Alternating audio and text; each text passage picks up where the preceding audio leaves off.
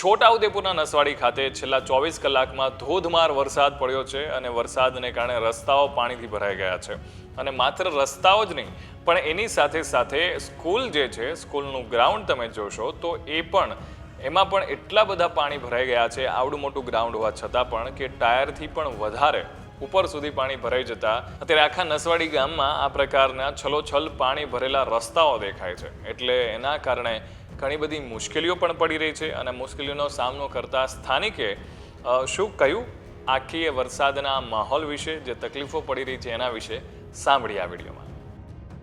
નસવાડીમાં સવારથી લઈને પાણી ચાલુ છે, વરસાદ બી ચાલુ છે. અત્યારે તમે જોઈ શકો છો દુકાનમાં અને સામે કોમ્પ્લેક્સમાં પાણી ભરાઈ ગયું છે અને દર વર્ષે તમારે આ જ પરિસ્થિતિ હોય છે. તંત્ર કોઈ નિકાલ કરતું નથી. દર વખતે પાણી ભરાઈ જાય છે, મુશ્કેલીમાં મુકાઈ જઈએ છીએ અમે. કલાક વરસાદ પાણી પડે છે ને દુકાનોમાં પાણી ભરાઈ જાય છે.